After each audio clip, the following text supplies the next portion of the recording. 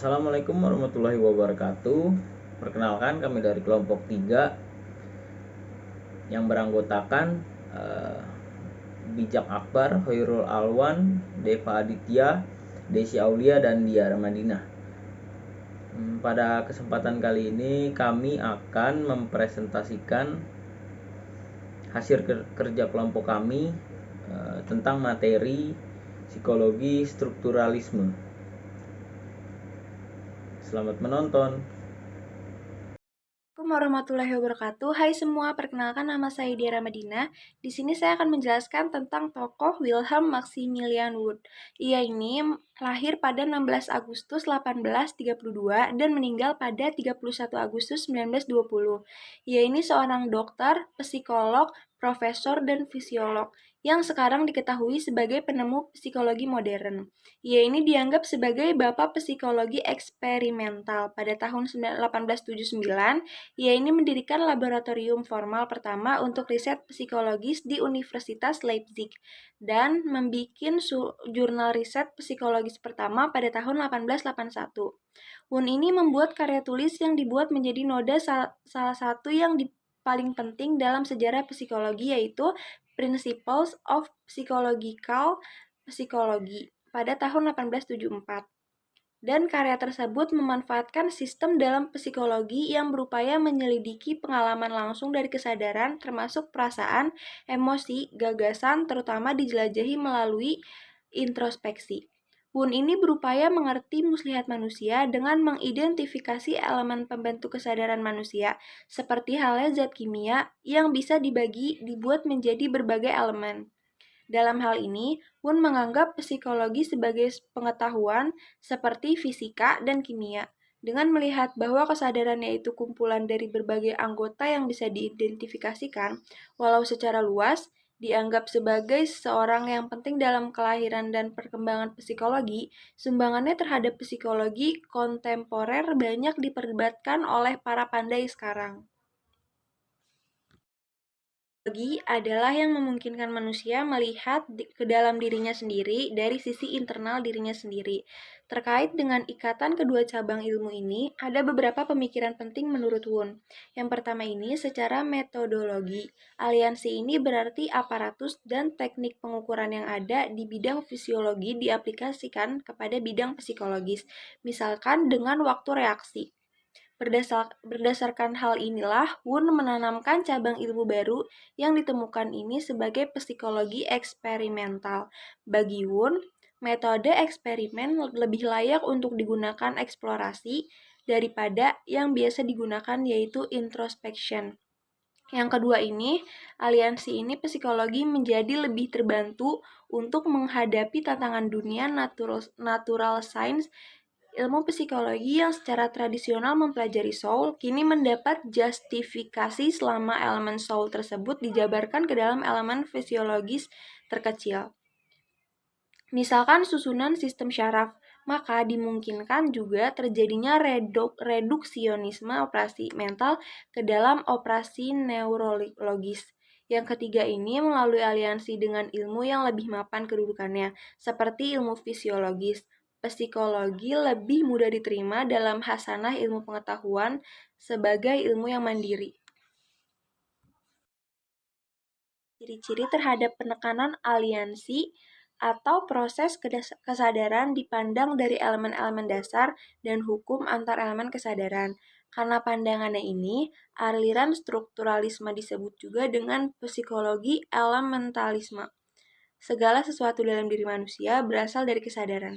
Sekian, terima kasih. Perkenalkan, nama saya Hoirul Alwan dari kelompok 3 ingin mempresentasikan tokoh psikologi strukturalisme yang bernama Richard Avenirus. Biografi Avenirus dilahirkan di Paris pada 19 November 1843. Dia adalah anak kedua penerbit Jerman Eduard Avenirus dan Cecilie Geyer, anak perempuan pelakon dan artis Ludwig Geyer, dan adik perempuan Richard Wagner. Yang terakhir adalah Godfather Richard. Saudaranya Ferdinand Avenirus mengasah kesatuan Terbun dari penulis dan seniman Jerman yang berada di barisan hadapan pergerakan reformasi situasi kebudayaan Jerman mengikuti hasrat bapaknya. Richard menumbuhkan dirinya untuk melakukan penjualan buku, tetapi kemudian belajar di University of Leipzig pada tahun 1876. Beliau menjadi ahli falsafah swasta, mempertahankan kerja Baruch Spinoza dan fanatismenya. Pada tahun berikutnya, beliau dilantik profesor falsafah di Zurich, di mana dia mengajar sehingga kematiannya. Pandangan Richard Avenarius adalah pengasah empirio-kritikan teori epistemologi, yang menurutnya tugas falsafah adalah untuk membangun konsep semula jadi dunia berdasarkan pengalaman murni. Pada pendapatnya, agar pandangan yang konsisten di dunia menjadi mungkin, sekatan positif yang diberikan secara langsung oleh persepsi tulen diperlukan, serta penghapusan semua komponen metafisik yang seorang melalui introspeksi mengimpor pengalaman melalui suatu tindakan kognisi. Kontribusi kepada psikologi, ia mengajukan positivisme metodologis untuk mendukung pandangannya. Para positivis empiris mempercayai peraturan alam bentuk ilmu yang menghasilkan kembali ciri-ciri umum dari pengalaman. Para positivis metodologi mengajukan suatu faktor pemilih di dalam kegiatan yang dikenal sebagai kegiatan organisme. Satu metode untuk memperoleh pengetahuan adalah deskripsi yang didasarkan pada proporsi yang pasti. Assalamualaikum warahmatullahi wabarakatuh. Perkenalkan, saya Deva Aditya. Saya di sini akan melanjutkan materi tentang psikologi strukturalisme, dan saya akan membawakan tokoh Carl Stam. Carl Stam lahir pada 21 April 1848 dan meninggal 25 Desember 1936. Dia adalah seorang filsuf dan psikologi Jerman. Ia belajar dengan Franz Brentano di Universitas Würzburg sebelum menerima gelar doktornya di Universitas Göttingen pada tahun 1868. Stam dianggap sebagai salah satu pelopor musikologi komparatif dan etnomusikologi, sebagaimana didokumentasikan dalam studinya tentang asal-usul kognisi musik manusia, The Origins of Music, pada tahun 1911. Stam pensiun pada tahun 1921 di Berlin. Sekarang saya akan membacakan pandangan dari Carl Stam. Carl Stam menolak pandangan Wood yang membagi atau mereduksi pengalaman yang didasari menjadi elemen-elemen. Menurut Stam, menganalisis pengalaman dengan mereduksinya ke dalam elemen-elemen mental akan membuat pengalaman tersebut menjadi artifisial atau palsu dan tidak ilmiah. Stam dikenal karena karya pada psikologi nada. Pada tahun 1898 membuat kontribusi akustik dan musikologi. Pada tahun 1900 mendirikan arsip musik primitif. Dalam dua makalah penting tahun 1907, ia menekankan bahwa studi eksperimental tentang pengalaman sensorik dan imaginal, misal seperti gambar, suara, dan warna, untuk mempelajari fungsi mental seperti mengamati, berkeinginan, dan menginginkan. Karena itu dia menarik ke dalam psikologi versinya sendiri tentang fenomenologi. Sekian dari saya. Wassalamualaikum warahmatullahi wabarakatuh. Assalamualaikum warahmatullahi wabarakatuh. Perkenalkan, nama saya Wijaka Balbawira. Saya akan mempresentasikan tentang tokoh strukturalisme. Yang akan saya bahas adalah Hermann Ebbinghaus. Biografi Hermann Ebbinghaus lahir pada 24 Januari 1850 di kota Barmen, Prusia, sebagai putra dari saudagar kaya Karl Ebbinghaus dan Julie Ebbinghaus. Ia dididik di lingkungan yang kaya dalam kepercayaan Lutheran. Yang terjadi selanjutnya adalah salah satu karya penelitian paling luar biasa dalam sejarah psikologi. Teori aspek yang diselidiki Ebbinghaus. Pada tahun 1890 dia mulai tertarik dan bekerja pada indera penglihatan, khususnya persepsi warna. Bersama dengan Kognik, ia akan menemukan publikasi tersebut, Jauswitz für Psychology and Psychology der Sinnesorge fokus pada perception baik dari perspektif psikologi dan filosofis. Dalam aspek ini juga menyoroti studi ilusi optik menemukan bahwa persepsi ukuran suatu objek bervariasi sesuai dengan ukuran orang di sekitarnya. 4 tahun kemudian dia akan memasuki sebuah perjuangan untuk arah Departemen Filsafat di Universitas Berlin yang diberikan kepada psikolog terkenal Karl Stamms. Setelah itu ia akan menerima posisi di Universitas Breslau di mana ia akan kembali bekerja dalam eksplorasi memori dan pembelajaran. Dalam aspek terakhir ini dia juga akan fokus untuk sebagian besar mencoba untuk menyelidiki sambil menghasilkan penggunaan praktis dan penelitian di bidang pendidikan. Buat tes celah mana subjek harus mengisi celah yang ditinggali oleh evaluator. Tes ini bertujuan untuk menilai kecerdasan dan ingatan pada anak-anak. Kontribusi terhadap psikologi, ia adalah orang pertama menemukan penelitian eksperimental mengenai proses pembelajaran ingatan atau memori. Dalam eksperimentalnya tentang ingat, Ebbinghaus menggunakan objek yang netral, yaitu kata-kata tak berarti. Sederajat kata yang tidak berarti ini diberikan kepada diri sendiri dan kemudian juga pada jumlah percobaan lain untuk dibaca berulang-ulang dan diingat-ingat. Terima kasih, ini presentasi dari saya. Assalamualaikum warahmatullahi wabarakatuh. Perkenalkan, nama saya Khairul Alwan dari kelompok 3 ingin mempresentasikan tokoh Georg Elias Müller. Lahir pada 20 Juli 1850 di Grima, sebuah kota kecil 16 ml dari Leipzig yang memiliki kastil abad ke-13. Müller adalah salah satu pemimpin psikologi eksperimental baru ketika didirikan di Jerman. Tepat setelah pertengahan abad ke-19, Wilhelm Wundt di Leipzig adalah pendiri pertama dan Müller yang kedua. Pada tahun 1873 ia mencapai gelar doktor. Tesis yang dipertahankannya adalah berjudul Sensory Attention. Sejak itulah ia dikenal sebagai tokoh dalam psikologi, bahkan sering dianggap salah satu pelopor psikologi eksperimen.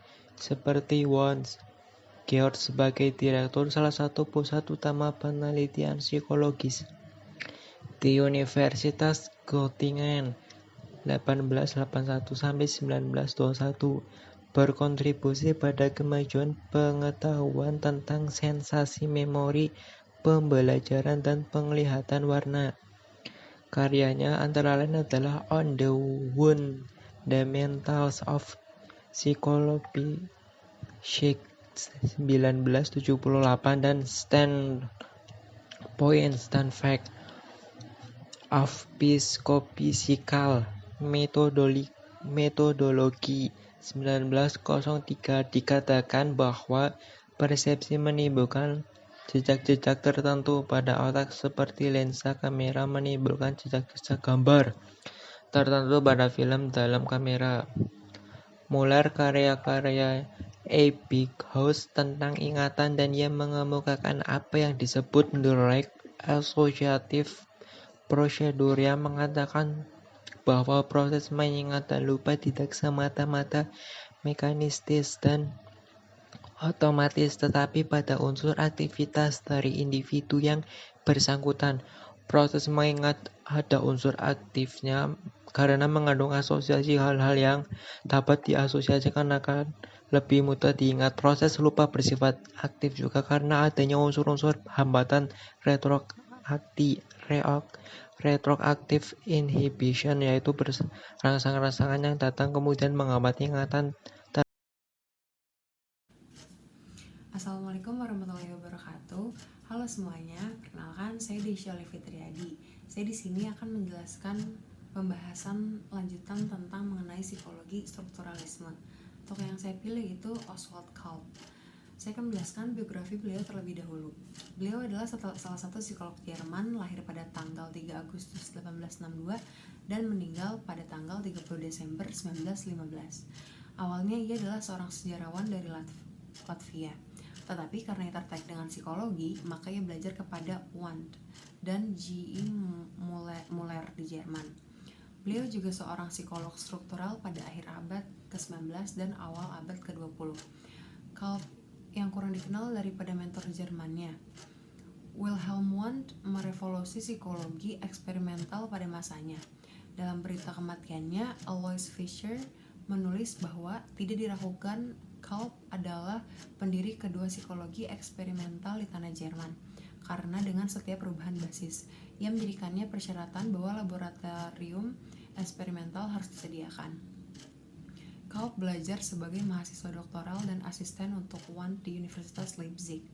Meskipun idenya berbeda dari Wundt, ketika ia mengembangkan penelitiannya sendiri, Culp memberikan kontribusi signifikan pada bidang psikologi.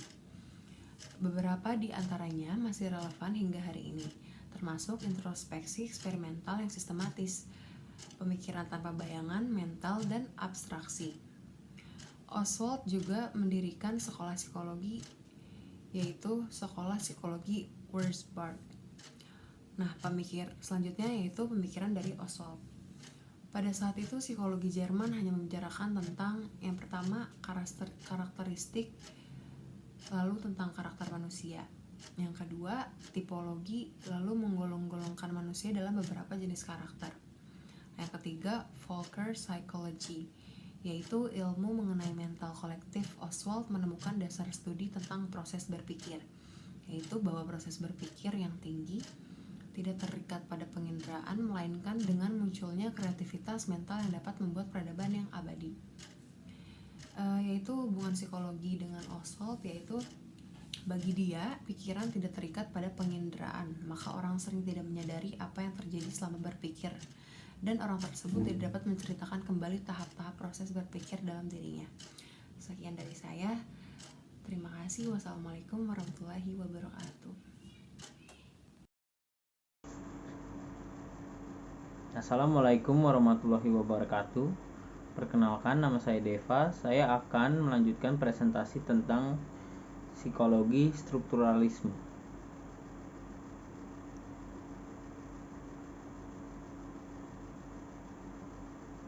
Edward Bradford Titchener. Edward Bradford lahir pada tanggal 11 Januari 1867 di Chichester, Inggris, dan menghadiri Malvern College dengan beasiswa. Sementara keluarganya awalnya bermaksud agar dia menjadi pendeta, minat Titchener ada di tempat lain. Pada tahun 1855, ia mulai belajar di Oxford. Dia awalnya fokus pada biologi, tetapi dia segera beralih ke studi psikologi komparatif. Selama berada di Oxford, ia mulai membaca tulisan-tulisan Wilhelm Wundt dan kemudian menerjemahkan volume pertama teks terkenal Wundt Principle of Psychological Psychology dari bahasa Jerman ke bahasa Inggris. Titchener lulus dari Oxford pada tahun 1890 dan kemudian mulai belajar dengan Wundt di Leipzig, Jerman. Dia melanjutkan untuk mendapatkan gelar Ph.D. dalam psikologi dari Universitas Leipzig pada tahun 1892. Kontribusi utama untuk psikologi Titchener dikreditkan dengan memperkenalkan strukturalisme Wundt ke Amerika Serikat. Namun, penting untuk dicatat bahwa sejarawan mengakui bahwa teori Titchener berbeda daripada mentornya, dan banyak kritikus menyarankan bahwa Titchener sebenarnya salah mengartikan banyak ide Wundt. Sementara sekolah pemikiran tidak bertahan kematiannya, ia memainkan peran penting dalam membangun psikologi sebagai ilmu eksperimental. Titchener adalah anggota asli American Psychological Association. Namun, dia tidak pernah menghadiri satu pertemuan. Pada 1904, ia mendirikan kelompoknya sendiri yang dikenal sebagai eksperimentalist. Titchener percaya apa itu cacat dan terlalu menerima topik psikologi terapan. Sekian dari saya. Terima kasih.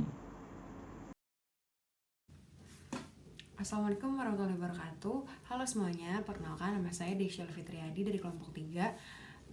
Saya di sini akan melanjutkan pembahasan tentang materi psikologi strukturalisme. Tokoh yang saya pilih kali ini yaitu Maurice Merleau-Ponty. Saya akan menceritakan biografi beliau terlebih dahulu. Ia adalah seorang filosof Prancis yang lahir pada tanggal 14 Maret 1908 dan wafat pada 4 Mei 1961. Ia disebut-sebut sebagai ahli fenomenologi terkemuka Prancis. Beliau ini menempuh pendidikan di École Normale Supérieure Paris dan berhasil meraih agrégation dalam bidang filsafat pada tahun 1931. Selama Perang Dunia Kedua, ia terlibat dalam kancah peperangan melawan tentara Nazi. Setelah Perang Dunia II usai, pada tahun 1945, beliau diangkat sebagai profesor di University of Lyon. Sejak 1949, ia mengajar di Sorbonne University, Paris. Ia juga koeditor jurnal ilmiah Les Temps Modernes selama kurun waktu 1945 sampai 1952. Penting dicatat bahwa penerbitan jurnal Les Temps Modernes berada di bawah pemimpinan filosof terkemuka Prancis yaitu Jean-Paul Sartre. Nah, pandangan beliau ini, pemikirannya tentang tubuh beririsan dengan pemikirannya tentang bahasa. Beliau mengatakan bahwa selain tubuh, bahasa juga menjadi titik pijak yang membentuk pengalaman fenomenologis. Oleh karena itu, bahasa di samping tubuh adalah faktor penting untuk memahami pengalaman manusia. Nah, kontribusi beliau dalam bidang psikologi ini, kontribusi beliau juga sering disebut sebagai fenomenologi tubuh. Karena gagasan-gagasan yang beliau banyak melibatkan tubuh sebagai elemen penting dalam wacana kesadaran dan pengalaman. Sekian dari saya. Wassalamualaikum warahmatullahi wabarakatuh. Assalamualaikum warahmatullahi wabarakatuh. Perkenalkan, nama saya Bijak Berprawira. Saya dari kelompok 3 yang akan membahas tentang psikologi strukturalisme. Yang pertama adalah Levi Strauss, dilahirkan di Brussels, Belgia pada 28 November 1908 dari orang tua Yahudi yang berkebangsaan Prancis. Tahun 1914 mereka pindah ke Prancis. Ia belajar filsafat dan hukum tetapi juga mendalami karya-karya ilmu sosial seperti Durkheim, Emmaus. Tahun 1934 sampai 1937 ia menjadi profesor sosiologi di Sao Paulo. Dan sementara itu, ia melakukan penelitian di etnografis di pedalaman Brazil.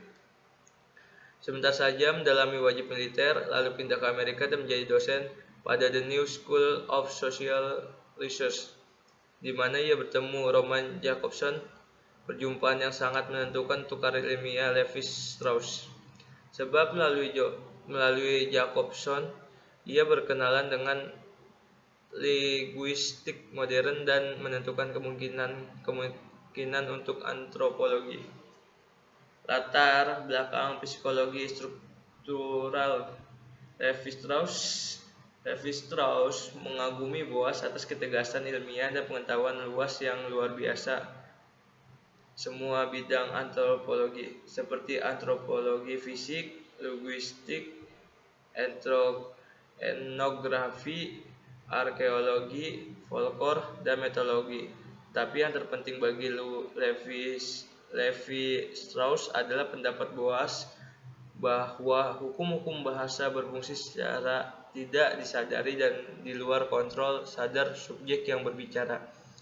Maka bahasa dapat dipelajari sebagai fenomena objektif yang juga menjadi representatif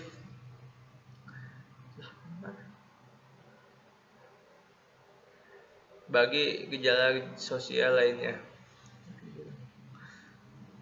Metode Levis menerapkan metode struktural untuk menganalisis berbagai gejala atau praktek sosial. Salah satunya adalah terhadap larangan incest.